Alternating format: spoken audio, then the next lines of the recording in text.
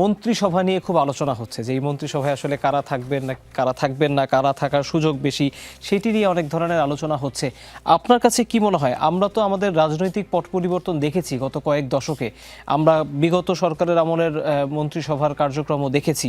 এই মুহূর্তে যখন মন্ত্রিসভা গঠনের আলোচনা বিএনপির ক্ষেত্রে ভাবা হচ্ছে, কি ধরনের প্রার্থীদেরকে বা কি ধরনের ব্যক্তিদেরকে আসলে প্রাধান্য দেওয়া উচিত? কেউ কেউ বলছেন তরুণদের প্রাধান্য দেওয়া উচিত, কেউ বলছেন অভিজ্ঞ যারা প্রশাসনিক কাজে তাদের দক্ষতা যাচাই করে তারপরে দেওয়া উচিত।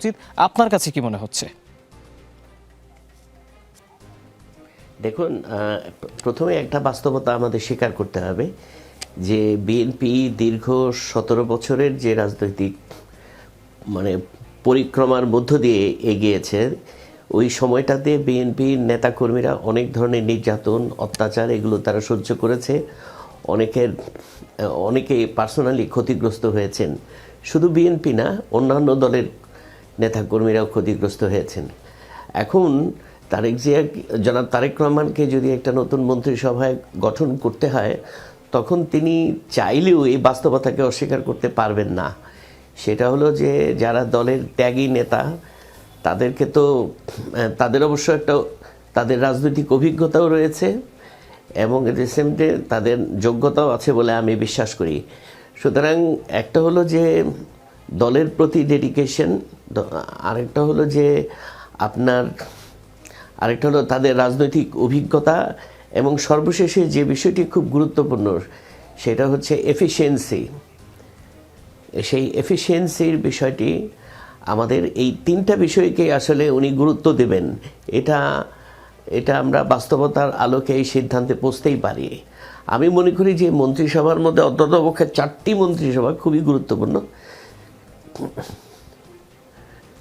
একটি হচ্ছে অর্থ, আরেকটি হচ্ছে স্বরাষ্ট্র, আরেকটি হচ্ছে পররাষ্ট্র, এবং 4 নম্বর যে মন্ত্রণালয়টি সেটি আমি মনে করি বাণিজ্য। এই 4টি মন্ত্রণালয়কে ওনাকে প্রায়োরিটি দিয়ে মন্ত্রিসভা গঠন করতে হবে। আপনি যদি এই যে 4টা মন্ত্রণালয়ের কথা আপনি বলেন, একটু স্পেসিফিক করে বলবেন কেন এই 4টির কথাই আপনি বলছেন? আমি অর্থনীতি আর বাণিজ্যের বিষয়টি বুঝতে পারছি যে এক ধরনের অর্থনৈতিক রিফর্মের বা যে সংস্কার চলছিল সেটাকে এগিয়ে নিয়ে যাওয়ার একটি সুযোগ রয়েছে, কিন্তু অনেকেই বলছেন যে অন্তর্বর্তী সরকার যেই প্রেক্ষাপটে সংস্কারগুলোকে নিয়ে গিয়েছে, রাজনৈতিক সরকার চাইলেও হয়তো অনেক ক্ষেত্রে সেদিকে ধাবিত নাও হতে পারে, বা চাইলেও তাদেরকে সেখানে চ্যালেঞ্জের মুখোমুখি হতে হবে। আপনিও কি তাই মনে করেন? আমি তাই মনে করি। কারণ হলো যে সংস্কার নিয়ে যে ঐক্যমত্যটা তৈরি হয়েছিল সেখানে একটা জটিলতা তো ছিলই। অনেকগুলো বিষয়ে আজকের যে ক্ষমতাসীন দল তাদের নোট অফ ডিসেন্ট ছিল। এখন এই বিষয়গুলো যখন সংসদে উত্থাপিত হবে, আমার মনে হয় যে সংসদে যারা নির্বাচিত প্রতিনিধি থাকবেন,